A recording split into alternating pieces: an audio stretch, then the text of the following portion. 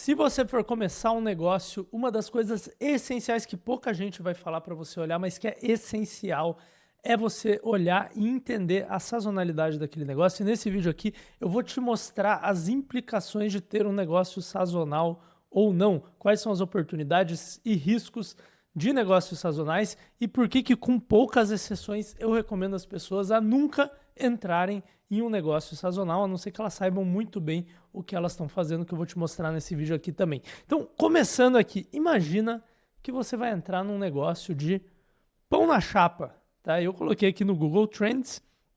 O Google Trends é uma ferramenta que você pode usar para ter uma noção, né, da sazonalidade do seu negócio.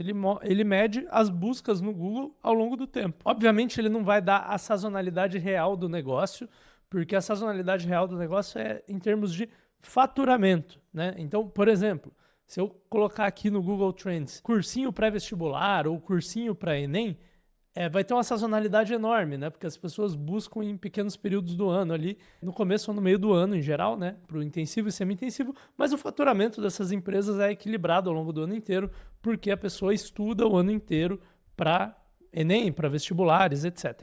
Mas isso aqui te dá uma boa referência, tá? Então, coloquei aqui pão na chapa, quero abrir um negócio de pão na chapa. Como é que está o interesse das pessoas em pão na chapa ao longo do tempo? Cara, crescente. Uma economia pujante, um mercado de altíssimo potencial, o mercado de pães na chapa, por algum motivo, né? Deixa eu reduzir aqui, aqui está desde 2004, deixa eu colocar aqui os últimos 5 anos para você ver. Nos últimos 5 anos a gente vê aqui um mercado muito estável, certo? Tem meses aqui, ó, entre maio e junho de 2021, teve mais interesse. No outro ano aqui foi entre abril e maio, agosto e setembro, cara, julho aqui. Aparentemente, em 2025, teve muito interesse por pão na chapa. Mas, enfim, é um mercado estável, não tem muito um padrão de quando que as pessoas têm mais ou menos interesse. Então, se você vai abrir uma padaria para vender pão na chapa, se você vai vender um curso de pão na chapa, se você vai fazer um SaaS B2C de pão na chapa, não imagino como seria isso. Você tem um mercado muito estável, certo? Isso é muito bom. Vamos aqui para outro exemplo, financiamento imobiliário, tá? Mesma coisa, aqui o começo da internet tinha menos buscas, né? Mas, enfim, lá por 2010 se estabilizou a busca por financiamento imobiliário. Você vai ver que tem aqui um grande pico entre julho de 2019 e dezembro de 21. Acho que coincidiu com a época que o juros estava muito baixo, né? Aquela época da pandemia ali. Mas, tipo, as pessoas buscam por financiamento imobiliário, as pessoas fazem financiamento imobiliário em janeiro, fevereiro, março, abril, maio, junho, julho, agosto, setembro, outubro, novembro e dezembro. Não importa que época do ano, se você está no ramo de financiamento imobiliário, tanto faz. E isso, como você vai ver, é muito bom para você. Agora deixa eu dar um contra-exemplo aqui. Coloquei aqui o mercado de biquínis, né? Interesse por biquínis, mas o faturamento das empresas que vendem biquínis é muito similar a esse, tá? Você vai ver aqui, ó, desde 2004, você vai ver que é um mercado que relativamente estável, teve um período aqui entre 2015 e 2018 que talvez as mulheres estavam mais interessadas por biquíni, não sei. Não, na real, cara, isso aqui deve ser quando a galera começou a comprar online, né? Até quando elas pararam de procurar no Google e começaram a procurar no Instagram. Talvez seja isso, né? Mas enfim, qual que é a questão do biquíni, tá? Em todos os anos aqui, você vai ver que o pico do biquíni é em dezembro. Todo ano, tá? Todo ano, dezembro, né? Aqui nesse ano teve aqui em setembro, outubro também. Mas em geral, vende-se biquíni em dezembro. E isso é muito óbvio, não é mesmo? Agora, pensa que você vai falar, pô, vou criar uma marca de biquíni. Eu gosto de biquínis e tal. Você tem um grande problema aqui, né? Deixa eu reduzir a janela, colocar para 5 anos para deixar isso escancarado. Você tem um grande problema aqui, ó, certo? Entre fevereiro já está vendendo um pouco biquíni e setembro. Entre fevereiro e setembro você vai vender muito pouco. E isso torna-se um grande problema para você, dona ou dono de marca de biquíni. Por quê? Você pode falar, pô, Bruno, eu vou entre setembro e janeiro fazer o meu lucro, o meu faturamento do ano inteiro, né? E aí, no período do inverno ali, eu vou vender biquíni para quem vai viajar para o exterior ou para quem vai para as praias do Nordeste lá, que lá faz sol o ano inteiro, né? E você estaria correto, você pode fazer isso, só que você tem dois grandes problemas. O primeiro é pouca previsão de como está indo a sua marca. Então, pensa que você tem uma marca de biquínis, você vai ter um grande lançamento aqui, né, em setembro, outubro, da nova coleção de verão da sua marca. E aí você vai vender, e talvez venda bem, talvez venda mal. E, cara, você não vai ter feedback do mercado até a outra coleção no próximo setembro, no próximo outubro.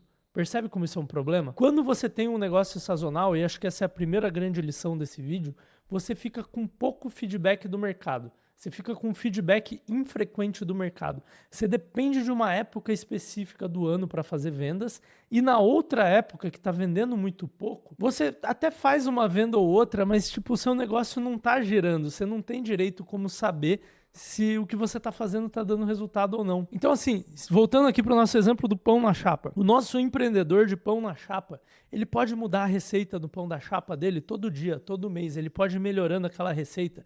Ele pode testar criativos de anúncio diferentes toda semana, todo mês do ano, até achar a combinação perfeita do produto de pão na chapa que ele vai vender e do anúncio que vai chamar a atenção do cliente. E aí ele vai vendo todo dia se aquilo está fazendo a padaria dele, por exemplo, ter mais fila na porta ou menos fila na porta. Mais pessoas interessadas no pão na chapa ou menos pessoas interessadas no pão na chapa. Aqui no biquíni, cara, você até pode testar durante o verão. Só que aí o que você aprender nesse verão não necessariamente vai valer para esse outro verão. Aqui ainda mais por ser um mercado de moda, né? A gente já vai ver mercados sazonais que não são de moda e aí até você pode levar o aprendizado de um ano para o outro. Mas você percebe como muita coisa pode mudar de um ano para o outro? De repente, num ano, a galera estava usando o Instagram. E agora, no outro ano, a galera está usando o TikTok, né? As coisas mudam no mundo também, independente do mercado em que você está. De repente, num ano, o influenciador que você teria que usar para trazer público era um que estava estouradaço. E no outro ano já é outro influenciador. E como é que você mantém esse aprendizado ao longo do tempo? O segundo problema dos negócios sazonais é esse vale aqui, que você faz muito poucas vendas. Vamos dizer que isso aqui representa a sua receita, tá? Para biquíni eu acho que deve ser uma curva mais ou menos assim mesmo. Nesse vale aqui, que no mercado de biquínis é no inverno, o que acontece com o seu custo, cara? Ele vai ser menor do que no verão, provavelmente, porque você vai gastar menos com anúncios, por exemplo. Você vai gastar menos com logística, né? Com uma série de coisas, mas ele não vai ser tão baixo assim, não. Porque você ainda precisa manter a estrutura da sua empresa, concorda? Você precisa manter ali seu aluguel, onde você mantém seu estoque. Você precisa manter os funcionários, pelo menos os funcionários-chave. Porque senão a sua empresa, todo mundo que você treinou num ano, você perde aquelas pessoas e tem que treinar de novo no outro ano. Aí você não tem uma empresa, né? Você tem um rolo ali que você faz. Então, esse vale aqui, ele é um grande problema, porque os seus custos, eles não variam junto com as suas receitas. Então, é comum em negócios sazonais que você tenha um grande lucro aqui, se tudo der certo, o que é um grande se, e prejuízo na época de sazonalidade baixa, porque os seus custos fixos não abaixam muito. Então, cara, é uma bagunça, é uma ansiedade, são negócios complicados de operar. Pô, Brunão, beleza. Como é que as marcas fazem, então, né? Como é que tem marcas de biquíni?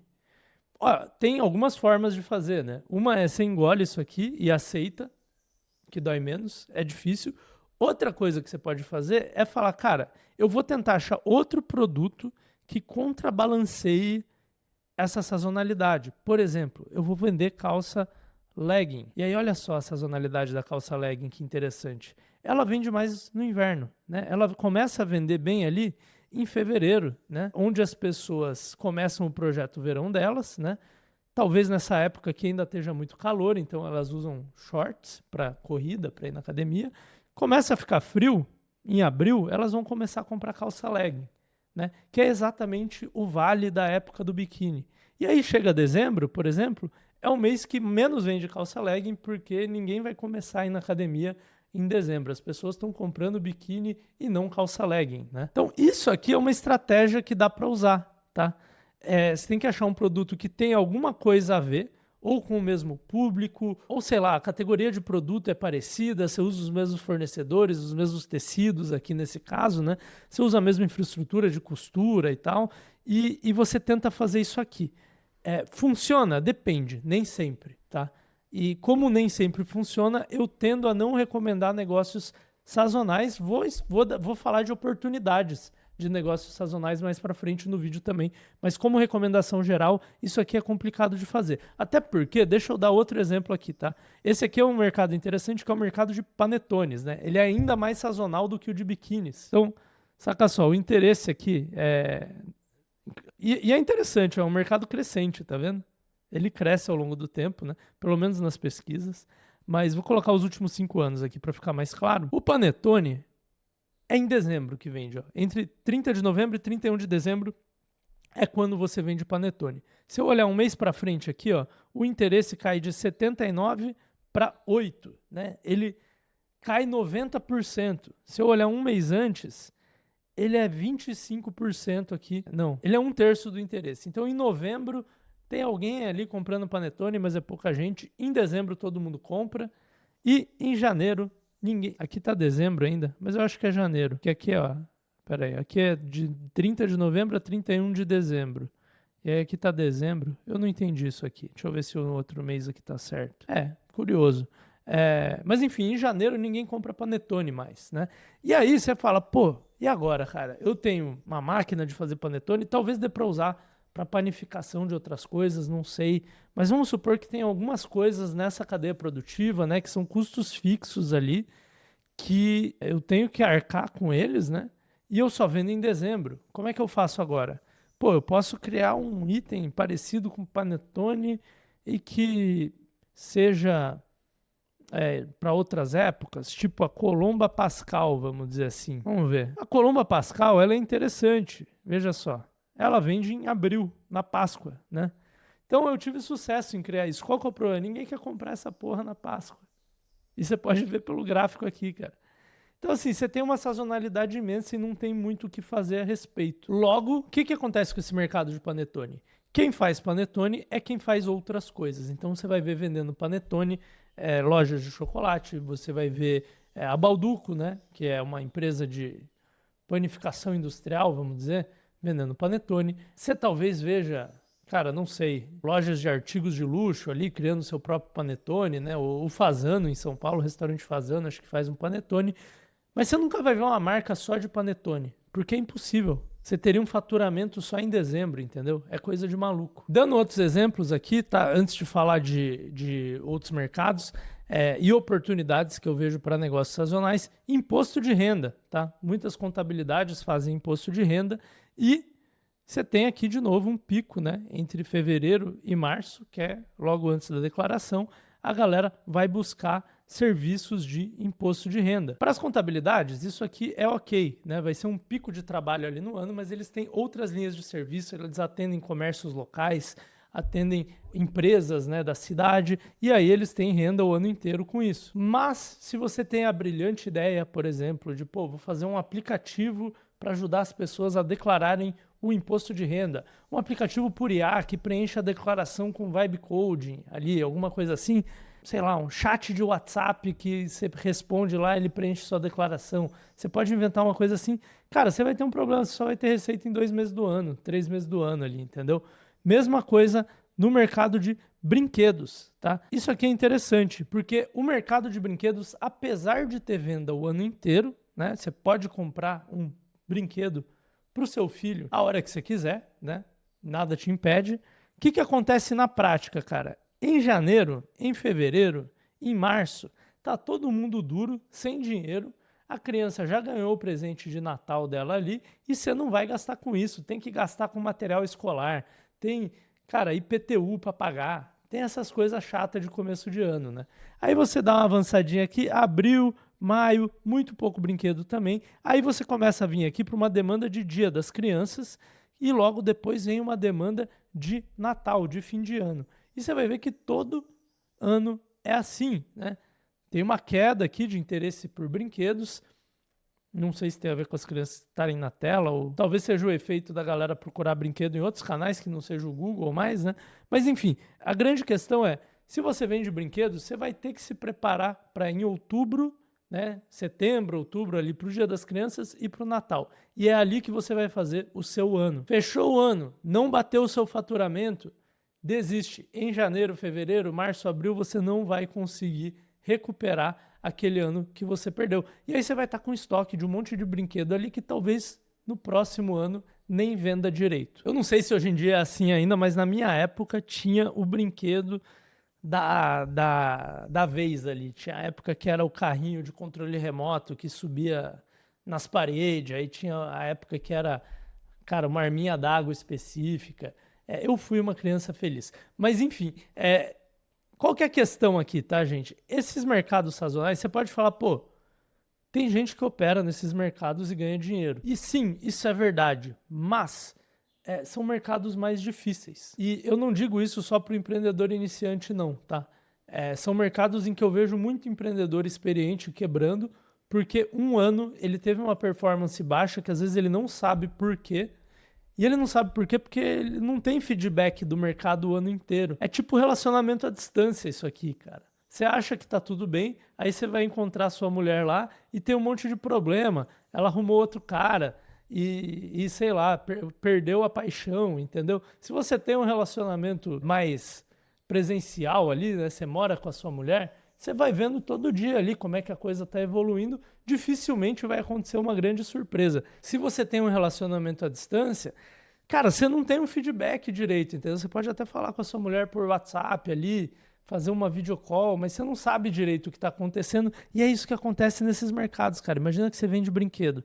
Aí, pô, janeiro, fevereiro, março, você até faz uma venda ou outra, mas se não está vendendo muito bem, você sempre vai se contar a história de, pô, essa época não vende bem mesmo, entendeu? Normal. Às vezes tem um problema no seu produto. E aí você vai descobrir quando? Nesse período de alta aqui, Dia das Crianças, Natal, e aí você vai descobrir na pior hora possível, porque você se lotou de estoque, você teve que tomar empréstimo para comprar estoque.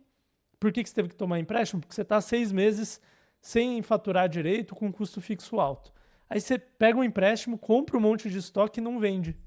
E aí você se fudeu, meu amigo. Em um ano. Eu já vi negócios de 8, 10 anos morrerem com um ano ruim por causa desse efeito da sazonalidade aqui. Brunão, eu quero ignorar tudo que você falou, eu quero ignorar os seus conselhos, eu quero abrir um negócio sazonal.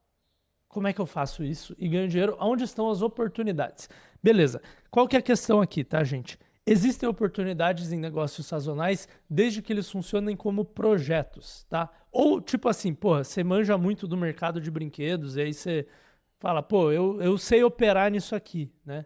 Você vem de uma família que vende biquínis e aí você fala, cara, eu sei operar isso aqui. Beleza. Aí você usa o seu expertise que é raro no mercado e você aproveita o fato de que todos os seus concorrentes que vendem biquínis ou brinquedos vão quebrar porque eles não sabem fazer um planejamento financeiro e de demanda direito e você sabe. Agora, eu não tenho esse expertise com biquínis, brinquedos, um mercado sazonal específico e eu quero operar no mercado sazonal, Brunão, porque eu quero trabalhar 3 meses no ano e ficar o resto do ano de férias. Porque eu gosto do desafio. Como é que eu faço? Existem mercados sazonais que são por projetos. Então, por exemplo, tá? Existe um tipo de negócio lá fora, principalmente nos Estados Unidos, e que eu imagino que deva existir em bairros muito ricos aqui no Brasil, talvez no Alphaville. Eu não sei, cara, porque nem nos bairros ricos eu vejo isso direito aqui.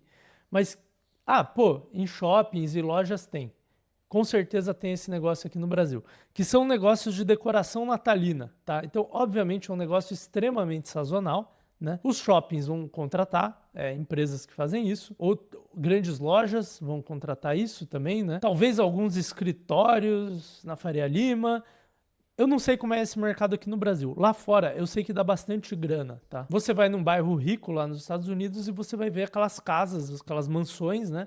Com decorações natalinas maravilhosas. Spoiler, não foi o dono daquela casa que colocou essas luzes de Natal. Geralmente eles pagam lá entre 5 e 10 mil dólares para outras pessoas, né, irem lá e colocarem a decoração, as luzes, uma série de coisas para mostrar para o vizinho que eles são legais também, que eles contribuem com a beleza e com o espírito natalino do bairro e que eles estão bem de grana. É para isso que serve esse negócio no fundo, no fundo. Geralmente é uma competição de esposas de homens ricos ali, tipo, como é que é aquela série lá, cara? Desperate Housewives, tá ligado? Que é as mulheres ricas lá competindo pra ver quem que é mais rica e tal. Pô, muito bom, cara, essa série. Enfim, existe esse negócio, tá? Qual que é a grande sacada desse negócio? Você não pode ter custo fixo o ano inteiro. Geralmente eles têm os equipamentos lá, as luzes natalinas, né? Eles estocam aquilo o ano inteiro em um self-storage, né? Então eles têm um custo fixo relativamente baixo o ano inteiro.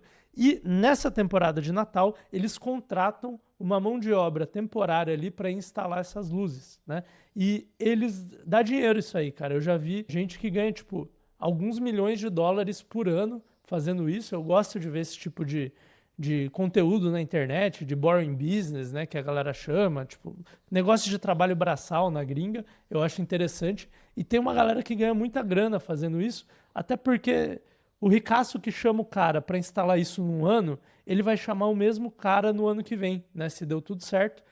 Só que qual que é a grande sacada? A margem tem que ser altíssima, entendeu? Então você vai cobrar ali, sei lá, 10 mil dólares, né? E você vai gastar, tipo, cara, $1.000 de material, nem isso, $500 de material, que você vai poder reutilizar no outro ano. Vai queimar umas luzinhas e tal, mas você troca só as que queimaram, né? E você contrata mão de obra para instalar e tal. E você vai gastar ali, sei lá, $1.000 com mão de obra. Mão de obra é cara nos Estados Unidos, né? Mas te sobra muito dinheiro no bolso. Como é que você consegue cobrar tão caro? E é muito simples, cara. Todo mundo que faz isso cobra caro, porque o cara só ganha dinheiro uma vez no ano, entendeu? Então, em teoria, ele tem que fazer aquilo durar, aquele dinheiro, né, que ele ganha, durar o ano inteiro.